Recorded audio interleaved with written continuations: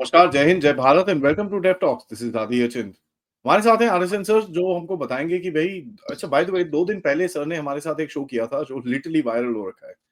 जहाँ पर सर ने एक हिंट छोड़ा था कि भई ये चीज़ हो रही है पाकिस्तान की न्यूक्लियर गेम के ऊपर, भारत का क्या प्लान है? और सर ने हमको एक हिंट छोड़ा था कि यार ये सिर्फ़ भारत का ही नहीं, ये पूरा एक ग्लोबल प्लान है जो भारत एग्ज़ीक्यूट कर रहा है। और इसमें ऑब्वियसली हमारा भी बहुत सारा इंटरेस्ट है। सबसे बड़ी चीज़ तो ये है कि हमारे जो आर्म फोर्सेस वाले हैं, बड़े रिस्पॉन्सिबल हैं और अगर कोई एक्शन उन्होंने लिया है, तो कुछ सोच समझ के लिया होगा। क्या सोच है, क्या समझ है, बात करते हैं। नमस्कार sir, welcome to the show. Aadi आपको और आपके दर्शकों को मेरा नमस्कार। मैंने आपके साथ उस दिन प्रोग्राम किया था, तो मैंने कहा था कि for all times to come I will stand by what I have said कि दिस इज इस जो न्यूक्लियर उनके एसेट्स पे स्ट्राइक हुए हैं, उसमें और लोगों का भी सहयोग है और बिना दूसरे और लोगों का मतलब दूसरे देशों का सहयोग के बिना ये संभव नहीं है। इंटेलिजेंस कोऑपरेशन आप जानते हैं वो रहता है। अमेरिकन हमारे स्ट्रेटेजिक पार्टनर्स भी हैं, हम उनका इंडो पैसिफिक स्ट्रेटेजी का हिस्सा भी है, हम क्वाड का हिस्सा भी है। And Indo Pacific strategy grand global strategy में भी सबसे अहमियत रखता है। So the American will not do anything that the Indo-Pacific strategy suffers or the आपका जो ये क्वाड का जो ये है वो किसी तरह के तरीके से सफर करता है। Freedom of navigation of South China Sea takes priority over everything containing China takes priority over everything. So that is why Pakistan is not a part of Indo-Pacific strategy. Let me remind you, Pakistan is not a part of Quad. Pakistan is not a facilitator as far as the Gulf strategy, the Persian Gulf strategy of the United States of America is concerned. The Arab countries, the Gulf countries, they do not they distrust Pakistan. And I remember that the BRI, the Belt Road Initiative, oblique China-Pakistan Economic Corridor, is in conflict with India, Middle East, Europe corridor. So therefore, we are not the only ones हम जो कि affected हैं या हमारे लिए एक बहुत threat है। पाकिस्तान का जो न्यूक्लियर आर्सनल है, थ्रेट वो पूरी दुनिया के लिए है, अमेरिकन के लिए वेरी बिग थ्रेट है।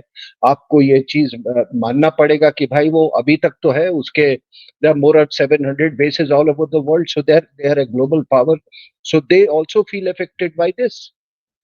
Pakistan's nuclear weapons have, so does Japan, which is a part of Quad. So does Russia, which is very concerned about what happens to Central Asian states. If Pakistan, becomes a uncontrollable, jihadi and nuclear power, and then of course it is a threat to Israel as well.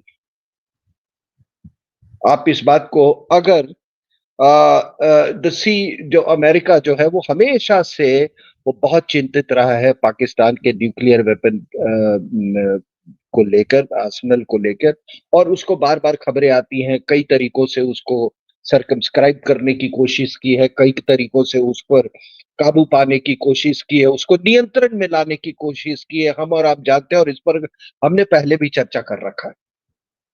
तो आप देखिए कि अगर अगर आज मोदी साहब ने अगर अगर कहा मोदी साहब ने कहा कि ये न्यूक्लियर ब्लैकमेल नहीं चलेगा, तो न्यूक्लियर ब्लैकमेल के की जब बात हो रही है कि भाई न्यूक्लियर ब्लैकमेल की आड़ में आप उन्होंने ये भी कहा कि आप ये टेररिज्म नहीं चला सकते, लेकिन अमेरिका भी पाकिस्तान के न्यूक्लियर ब्लैकमेल का विक्टिम रह चुका है। लोग ना भूले कि it was when this Soviet invasion of Afghanistan had taken place, and with the help of Pakistan, जब अमेरिका ने पूरा वो जिहादी वॉर मशीन जब बनाया था, तो उस समय Ziaul Haq, he got away with lot of things which the Americans didn't like, but उनके हाथ ऐसे बंधे हुए थे कि वो बिना पाकिस्तान के वो कर नहीं सकते थे ये काम। वो जो ग्रैंड फिनाले था कोल्ड वॉर का वो नहीं लड़ सकते थे वहां पर। वो पूरा जिहादीकरण में उनको पाकिस्तान की जरूरत थी। पाकिस्तान को उन्होंने फ्रंट लाइन स्टेट बनाया था।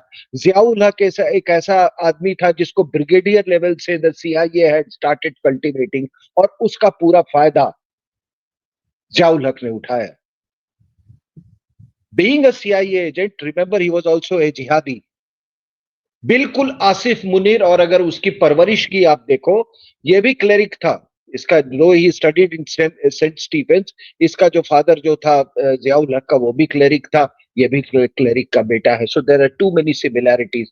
तो जब ये सब हुआ तो जियाउल हक को ये ये देवर बिल्कुल लोग परेशान थे, एग्जैस्परेटेड थे, यहां तक कि वो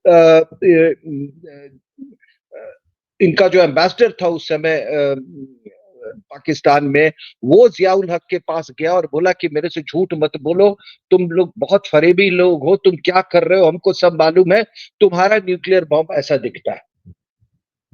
उसने पूरा मॉडल दिखाया न्यूक्लियर वेपन्स का, न्यूक्लियर उसका बॉम्ब का, कहा कि तुमने इसमें चाइनीज से भी मदद की है। तो यहां तक की चिंता की बात थी।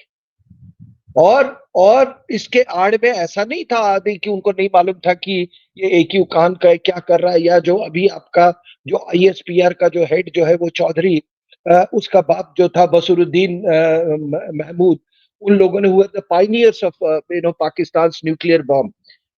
Basuruddin Ahmad even predates, as far as the pioneering work of Pakistan's nuclear program is concerned, he predates AQ Khan।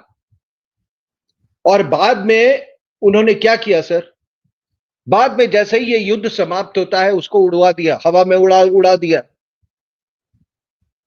He was assassinated by the CIA।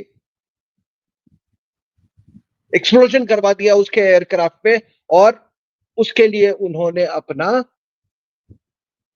अपना वो एम्बेसडर भी, वो जो रफाल जो है उसका हस्बैंड जो था उसको भी उड़वा दिया। ये चिंता है सर, पूरे देश की चिंता है, ठीक है।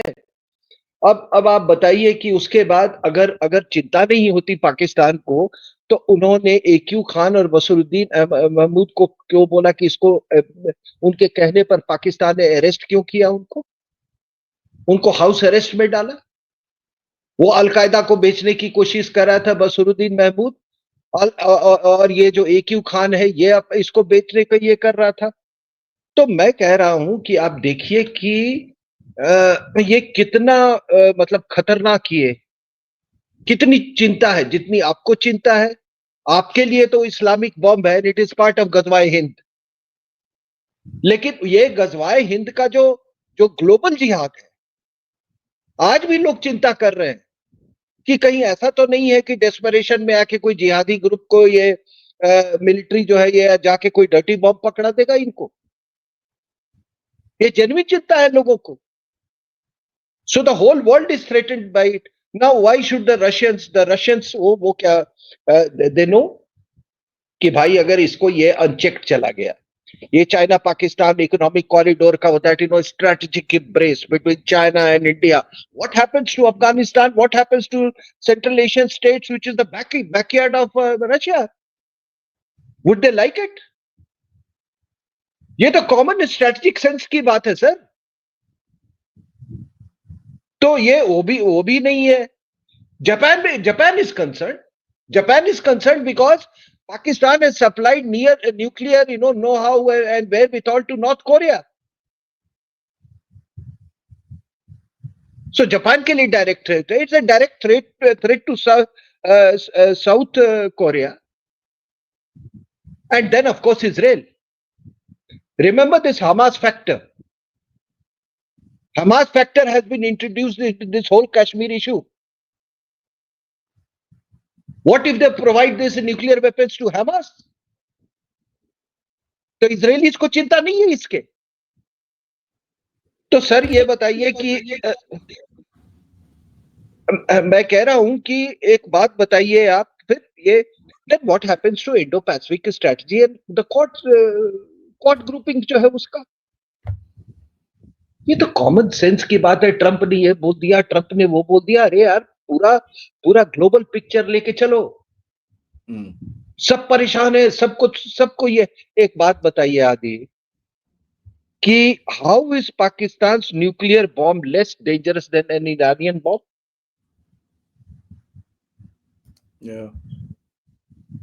भाई इतना कुछ ईरान को लेके हो रहा है, उसको मारते हैं, उनके वो फखरीजाद को मारा, उसको ये किया। You think these fellows are not, the Israelis are not concerned, So I've or said the this America, actually मैंने ठीक है कल ना? ये बोला था कि भाई अगर आपको ईरानियन बॉम्ब से इतनी प्रॉब्लम है तो हमको पाकिस्तानी बॉम्ब से प्रॉब्लम है। नहीं सिंपल। नहीं, उनको भी प्रॉब्लम है, हमको तो है ही। उनको तो प्रॉब्लम है ही, हमको भी है। ठीक है ना? अब ये बताइए आप कि अभी ये यहाँ पे अब ट्रम्प ट्रम्प साहब वहां पर है आपके, he is in visiting the Arab world, और वो सऊदी अरेबिया में है, और he is talking about, I just read his statement, that is talking about, expansion of this Abrahamic Accord. What happens to that if Pakistan acquires a nuclear bomb? With Pakistan having nuclear capability and with the Chinese inroads, will it not impact on the Abrahamic Accord? Then you put in this, the Turkey factor. So this will upset the entire, entire geopolitical setting of the region. So when this happened, this, जो ये post Pahalgam जो भी India ने किया, तो मुझे लगता है कि लोगों ने ये सोचा कि this is the opportune time to get rid of, to dispossess, not dispossess, destroy oblique control Pakistan nuclear arsenal. और इसमें कोई शक की बात नहीं है। और सर मैं आपको एक बात बता दूं कि जब मोदी ने कहा कि न्यूक्लियर ब्लैकमेल नहीं चलेगा, भाई उन्होंने जो भाषण दिया, एक एक बात जो बोली जाती है वो बड़े नाप तौल के बोली जाती है। मैं वहां रहा हूँ सरकार के अंदर में, मैं ड्राफ्टिंग में भी इन्वॉल्व रहा हूँ, दूसरे देशों के साथ जो अंडरस्टैंडिंग साइन होते हैं और किस तरीके से ये होता है। सो व्हेन यू, जिस इस तरह का आप जब वर्ल्ड कम्युनिटी को आप मैसेजिंग करते हो, तो आप एक एक वर्ड को नाप तौल के आप करते हो, उसके कई ड्राफ्ट बनते हैं, then the prime minister gives out his message to the world. तो उन्होंने कहा कि न्यूक्लियर ब्लैकमेल अब नहीं चलेगा। पाकिस्तान के संदर्भ में क्या बदल गया सर? What has changed? भाई जब ग्राउंड रियलिटी जब चेंज करती तभी ना कोई ऐसा बोलता है। ऑब्वियस क्वेश्चन है सर, यही तो सबसे बड़ा सवाल तो यही है। तो what has changed?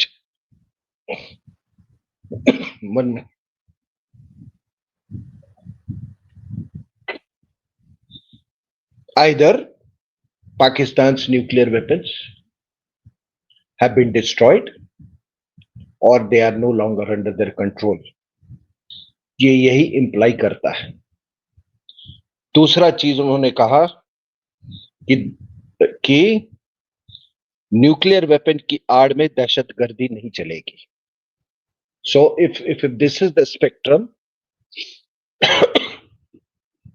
at one end is Pakistan's nuclear capability, at the other end is jihad.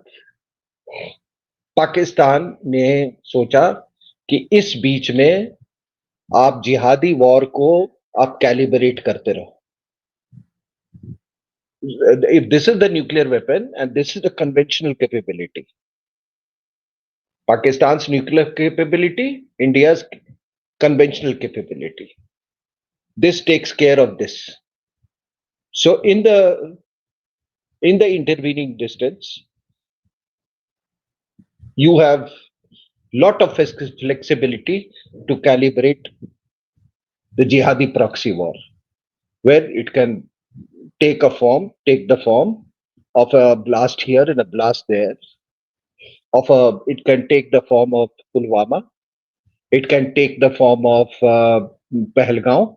It can take the form of Kargil. It can take the form of 26/11.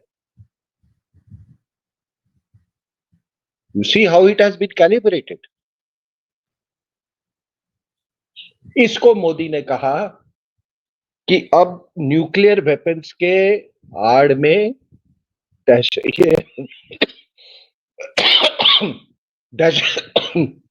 दहशतगर्दी नहीं चलेगी. दिस इज व्हाट मोदी साहब has said. तो 1 minute. This implies that the nuclear weapons cannot ensure the existence of Pakistan. Modi साहब के बात का ये इम्प्लीकेशन है सर. और जब हम एग्जिस्टेंस की बात कर रहे हैं आदि, जो इनका first use nuclear weapons doctrine जो है, जो उनका पाकिस्तान का first use nuclear weapons doctrine जो है, वो कहता है कि भाई हम अगर तुमने एडवर्सरी ने ऑब्लिक एनिमी ने अगर 4 रेड लाइंस क्रॉस किए तो हम फर्स्ट यूज करेंगे न्यूक्लियर वेपन्स का. अब वो सिनेरियो देखिए सर 4 क्या है. Loss of any major cities to conventional forces. अगर आप किसी शहर को, मेजर शहर को अगर आपने उनका लॉस होने के कगार में है तो उस समय वो न्यूक्लियर हथियार चला देंगे. अगर आपने इंडस वाटर को पानी के साथ छेड़छाड़ की तो वो न्यूक्लियर वेपन चला देंगे. तीसरा है कि आपने अगर कराची पोर्ट का कोई ब्लॉकेड किया, इकोनॉमिक ब्लॉकेड, तब वो फर्स्ट यूज करेंगे न्यूक्लियर वेपन का. और चौथा है कि आप अगर उसके एग्जिस्टेंस को थ्रेट करेंगे तो वो उसका इस्तेमाल करेंगे न्यूक्लियर वेपन्स का. सर इसमें कम से कम 4 में से 2 तो हमने रेड लाइंस क्रॉस कर दी है सर, है ना सर. तो ये उन्होंने तो कुछ नहीं किया, वो कर पाए इसके बारे में. और जब वो रेड लाइन हमने इंडस वाटर ट्रीटी को जब हमने सस्पेंड कर दिया, वो तब किया कि जब जेडी वैंस, जो वाइस प्रेसिडेंट है यूनाइटेड स्टेट्स ऑफ अमेरिका का, कोई छोटा मोटा आदमी नहीं है. आपको मैं बता दूं, इन द अमेरिकन सिस्टम क्या होता है कि जब प्रेसिडेंट अपने वाइस प्रेसिडेंट को भेजता है तो वो एक पूरे ब्रीफ के साथ आता है, वो कि आपने कैसे इन देशों में क्या करना है और क्या इन्फ्लुएंस करना है आपको. जैसे कि निक्सन को भेजा था एजनहॉवर, और आपको मालूम है कि ही हैड कम इन, अभी भारत जब आजादी हुआ था, he was the first dignitary to address the joint session of parliament as vice president. Nixon जो था, तो वो हर जगह तो प्रेसिडेंट जा नहीं सकता है, तो वो अपना वाइस प्रेसिडेंट को भेजता है. So he is a very very important man. And imagine कीजिए कि he was on the Indian soil, जबकि इन्होंने, हमने सस्पेंड किया इंडस वाटर ट्रीटी को. और लोग ये ना भूलें कि 1960 में it was the United states of America oblique, I mean for world bank you read United states of America, जिसने ये ट्रीटी को एब्रोगेट ब्रोकर करवाया था. तो एक तरह से नॉर्मल टाइम्स में तो ये एक तरह का डिप्लोमेटिक इंसल्ट है सर, लेकिन कुछ नहीं, वो हमने कर दिया. उसके बाद जेडी बान साहब अपना हिंदुस्तान का दौरा कर रहे थे, ताजमहल घूम रहे थे, और उनका पूरा एटीट्यूड जो था इस तरह का नॉनशैलेंट था कि भाई जैसे कि वो कोई एंजाइटी नहीं है उनको किसी प्रकार का कंसर्न नहीं.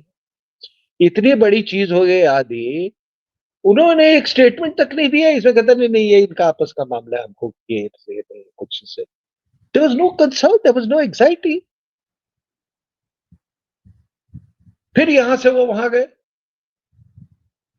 वहां गए तो पहले तो जब ये हुआ, जो जो भी हुआ, हमने ठोके इनको, इनके जितने जिहादी, जो इनके हेडक्वार्टर्स थे और वो था, ठीक है सर। और यहाँ पर मैं आपको बता दूं कि अभी तक क्या होता था कि we used to distinguish between the military and the jihadi concerns. Balakot में भी हमने जब किया तो हम वेरी रेटिसेंट कि नहीं नहीं नहीं नहीं, हमने तो वही ठिकाने मारे जिहादी जहां पर है, हमने मिलिट्री के साथ कोई छेड़छाड़ नहीं की, हमने वो नहीं किया। थोड़ी डिफेंसिव पे थे। लेकिन इस बार हमने कहा कि नहीं, और इस अपने टॉक में, वो स्पीच में भी कल मोदी साहब ने कहा कि हम इसको नहीं डिस्टिंग्विश करेंगे। उन्होंने इस बात का जिक्र किया कि ये उनके जो जनाजों में आपने देखा कि किस तरह से पॉलिटिशियन और ये सीनियर मिलिट्री ऑफिसर्स उस जनाजे में शामिल थे, इन नालायकों के साथ थे। तो हमने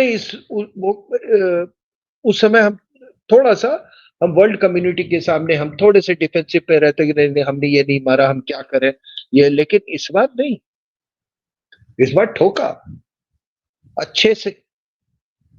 और ठोका कहां कहां, आपको तो सब मालूम है। तो ये देखिए, ये क्या पहले क्या था, हम जब उरी किया था तो लॉन्च पैड्स को हमने एड्रेस किया था, जब बालाकोट किया तो हमने उनके थोड़ा सा अंदर जाके इंटरनेशनल बॉर्डर को ये करके हम थोड़ा सा अंदर गए और ठोक के चले आए। बट एक्चुअली हम ये थे, हम जैसे मोहम्मद को कुछ हानि पहुंचाए, एक मैसेज हमने दिया था, बहुत तगड़ा मैसेज था एक्चुअली। हमने वो जो टेरर एंड टॉक्स का साइकिल, हमने उस वहीं से तोड़ना शुरू कर दिया। रादर वो हमारा जो सर्जिकल स्ट्राइक था उससे हमने शुरू किया वो कल्चर को, उसको उसको साइकिल को ब्रेक करने की कोशिश की।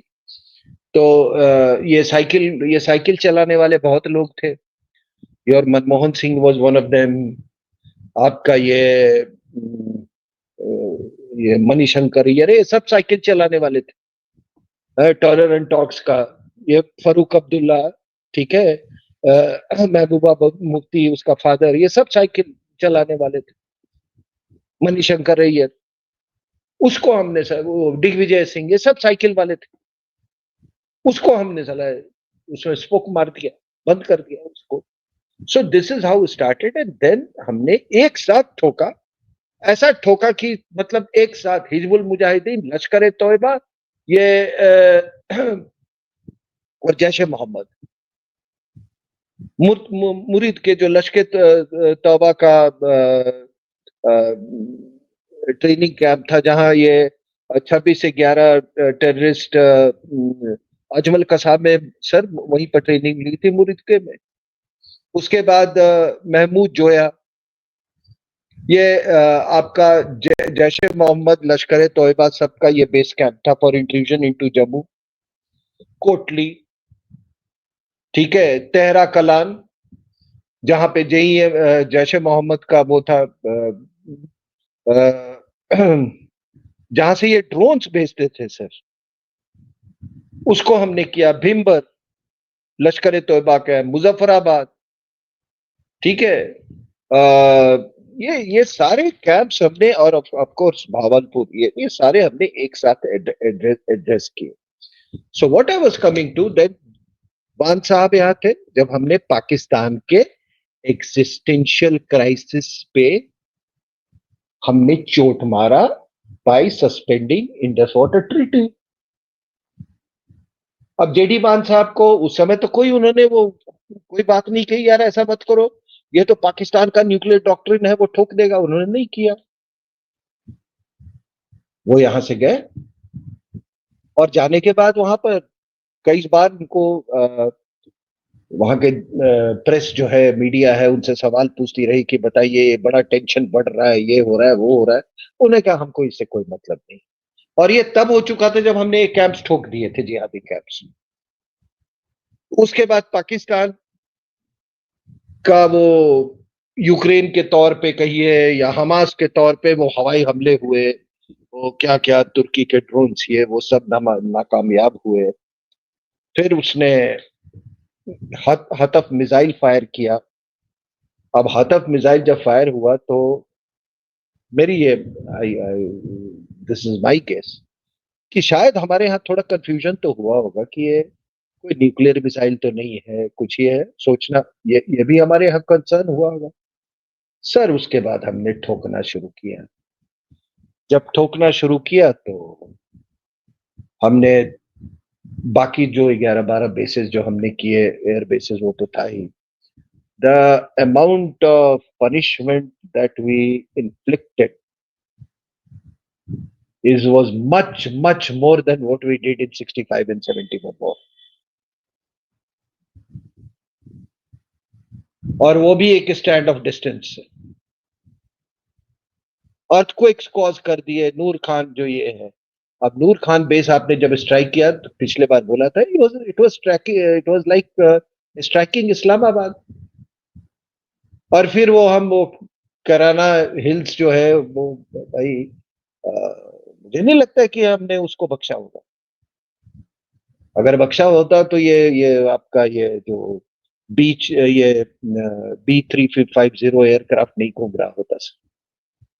ठीक है सर, आज किसको कुछ लोग किराना हिल्स को किराने की दुकान बता रहे थे। ठीक है, तो अब वो किराने की दुकान को हमने मारा। ठीक है ना। तो मैं वो था सर, है? मैं काफी टाइम से बोल रहा हूँ यार, किराना हिल्स ना, किराने की दुकान में मारा हमने, ऐसे नहीं, हाँ हम लोग स्टेशनरी हाँ। वेशनरी लेके गए थे वो। और सर मारना मतलब वो मारना जरूरी भी है, जरूरी भी था। क्योंकि ये किराने की दुकान में ये कब बेचना शुरू कर दे ये डर्टी बॉम्ब्स वगैरह आप कभी नहीं जानते हैं ये बड़ी अजीब सी कौम है। तो वो हुआ। फिर उसके बाद हमने आपको मालूम है वहां अर्थक्वेक आया, वो भी F-16 का अड्डा है। फिर हमने वहां पे जकोबाबाद में मारा इनको चगाई हिल्स के उसमें। और कल तो आपने सुना, आपने इसको जो वो कौन था टॉम क्या नाम है Tom Cooper. Sorry Tom Cooper की आपने बात सुनी कि भाई अगर आपने एंट्री और एग्जिट हिट कर दिया है तो वो तो रिडंडेंट हो गया। मेरा कहने का क्या तात्पर्य है सर कि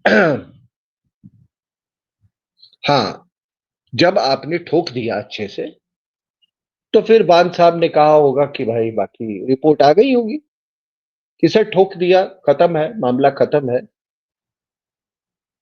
तब ट्रम्प साहब ने बोला अरे तुम लोग झगड़ा क्यों करते हो यार, तुम्हारा हम तुम लोग नहीं मानोगे हम तुम्हारा ट्रेड बंद कर। अबे यार, हमारे साथ तुम्हारा $200 बिलियन का ट्रेड है, पाकिस्तान के साथ तुम्हारा 7-8 बिलियन डॉलर का ट्रेड है, कोई कंपैरिजन ही नहीं है, है?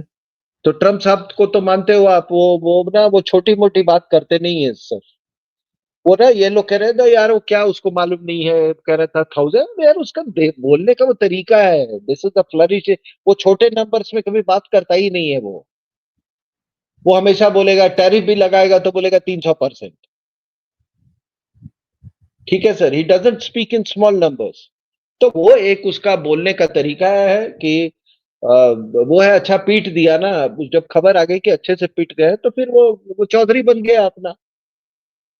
और आपको मालूम है कि उसके बाद वो कैसे जो चीन वालों का जो वो नाराजगी कहिए या उनका गुस्सा कहिए पाकिस्तान के तरफ, वो जो भी हुआ उसके बाद। What I am trying to say is कि this kind of a thing जब आप इतनी बड़ी कार्रवाई करते हैं it can not happen without intelligence cooperation of other countries. और ये भी आप ये मत समझिए कि ये पूरी प्लानिंग और ये कोई पोस्ट पोस्ट ये जो आपका इनसे पहलगांव हुआ था इतने छोटे समय में नहीं होता है। ये टारगेट एक्विजिशन प्रोसेस जो है ये बहुत दिनों से चल रही होगी, पेनिट्रेशन बहुत दिनों से चल रही होगी, समझे कि नहीं। और आपको एक और बात बता दूं कि the CIA knows every hair on the body of the Pakistanis, euphemistically speaking.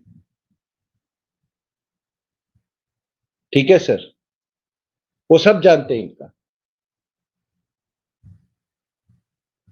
Osama bin Laden को ऐसे नहीं टारगेट किया था। आपको क्या मालूम कि आपको क्या लगता है कि ये उसको बोला होगा इसको पाकिस्तानी आर्मी को इसको इसको रखे रहो, जब बोलूंगा बताना आके, तब इसको तब तक संभाल के रखो, हम आके मारेंगे। Because Barack Obama wanted to take a political credit for so they know Pakistanis. And let me tell you, Pakistan के अंदर में ही इतने बिकाऊ लोग हैं, इतने बिकाऊ लोग हैं।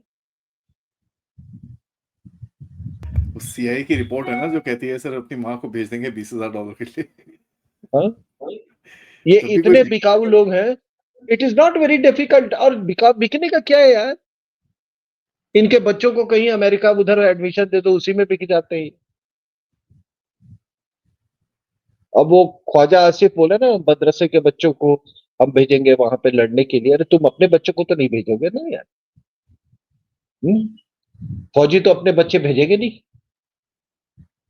ठीक है, तो कहने का तात्पर्य ये है कि मैंने आपको लिस्ट दिया, ये why Pakistan nuclear weapons are a concern for the entire world. And well probably the biggest outcome, and what actually India has done a big thing for, you know, a very positive contribution. Not this is an understatement. Actually, I said uh, you can say, you know, sterling contribution for the peace of the world by targeting Pakistan's nuclear assets. और मोदी साहब ने एक बार नहीं, दो तीन तीन बार इसका जिक्र किया, दो तीन तीन बार जिक्र किया। मुझे याद है मैं टाइम्स नाउ पर एक डिबेट में था। There was an one ex vice chief of the air force, he is known to be close, he was known to be close to the, you know, earlier dispensation. आप भी जानते हैं उनको। वो वही वही डरा रहे थे, अरे मत भूलो कि पाकिस्तान के पास nuclear weapon, the Chinese will come in and then you had it, etcetera etcetera. भूत बना दिया सर, भूत बना दिया। और सबसे बड़ी चीज है कि जिस, I mean, we have changed the entire concept of, you know, warfare. Galwan के बाद हम समझ गए थे कि भैया देखो, कि जो लड़ाई होगी आने वाली, वो किस किस तरह का होगी। और वहीं पर हमने वहीं पे we this everything was, you know, जो ये नए वॉरफेयर का जो तरीका और उसका मोडस ऑपरेंडाई और उसका नेटवर्किंग और उसका ये everything was fine tuned in Ladakh during the standoff with the Chinese, and this is what has paid off. तो मैं अपनी बात यहीं पे समाप्त करता हूँ। एक बस छोटा चीज मैं आपसे इसमें पूछूंगा sir, if you don't mind। हम्म। ये जो बदतमीजियां हैं इनकी, जो न्यूक्लियर अम्ब्रेला के अंडर ये इतने टाइम से बदतमीजियां कर रहे हैं, कभी सीज फायर, कभी यहाँ कभी वहां, they been doing this. And यहाँ पर सबसे बड़ी चीज जो आपको दिख रही है कि जो दुनिया की टॉलरेंस लेवल है वो भी डाउन है। इस बार सिर्फ चाइना और टर्की ओपनली आया, बाकी तो कोई और आया नहीं। तो ये जो बदतमीजी की कैपेसिटी है, इसकी कितनी कम हुई होगी इस स्ट्राइक के बाद सर, ऑब्जेक्टिवली? नहीं, बदतमीजी की कमी तो जब ये मार खाते हैं तभी कमी आती है। अब इन्होंने मार खाया है, जो कुछ भी बोल ले अंदर में, पाकिस्तान के पार्लियामेंट में कुछ भी बोले, वो तो इस्लामाबाद में है, बाकी हकीकत सबको मालूम है। The Baluchis know, the Pashtuns know, everybody knows कि इनकी क्या हालत है अंदर से। सभी खुश हैं। वो साले जो वाइस प्रेसिडेंट होता था, उसने बोला है कि इंडिया ने बड़े अच्छे से ठोका है इनके न्यूक्लियर उसको। सऊदीज बहुत खुश हैं, obviously they will be happy.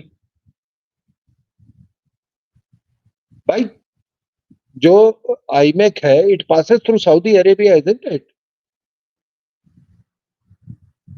Why should they be? I mean, yeah, actually क्या हुआ है आदि? I am telling you one thing. Nuclear weapon तो था ही एक थ्रेट अमेरिकन के लिए. conflating jihadism with nuclear weapons, वो भी एक बहुत बड़ा मुद्दा था. लेकिन जब से ये the Chinese made territorial inroads through Pakistan to be further, to be furthered in the rest of the world. I'm talking about the Belt Road Initiative. उस दिन से अमेरिकन का ये हुआ कि भैया ये दोनों चीज जो है, ये चाइनीज का ये थ्रस्ट और ये पाकिस्तान का nuclear weapons, it is very very dangerous for the world. और इसीलिए ट्रंप ने पहले वो 200-300% पहले ट्रेड का वो किया, ठीक है, वो टैरिफ का. और इसी दौरान 6-7 तभी ये मोदी साहब ने कहा था, एक विंडो दिया था कि भाई साहब जो करना है एक आध हफ्ते में कर लो. तो मोदी साहब ने कहा था कि लक्ष्य बहुत बड़ा है और समय कम है. Everything was in place. ठीक है सर, तो ये हुआ था. That makes a lot of sense. Thank you so much, sir, for that lesson and for that bent inside. आपका जो dot connecting capability है, obviously is.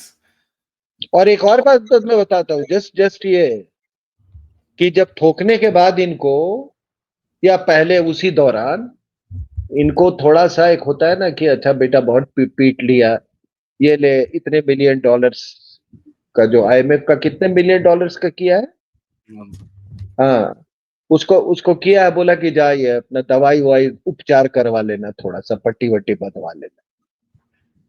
तो ये पट्टी क्या बांधने के पैसे तो सारे वो जनरल्स और पॉलिटिशियन ले जाएंगे. ये भी एक तरीका होता है. एब्सोल्युटली सर, क्योंकि इनकी देखते हैं अभी तो मजा आने वाला है, एंड इसके ऊपर तो हमको देख थोड़ा नजर रखनी पड़ेगी. But in any case sir, thank you so much for your time, and आपने ये जो इनसाइट दिया है, मैं ऑडियंस सबसे बोलूंगा कि प्लीज वीडियो को लाइक करिए, सब्सक्राइब करिए. एंड ये चीज आपको कहीं सुनने को नहीं मिलेगी. दिस इज अ जो दो दिन पहले 10 मिनट का वीडियो डाला था, ये उसका एक्सप्लेन्ड वर्जन है. नमस्कार, जय हिंद, जय भारत.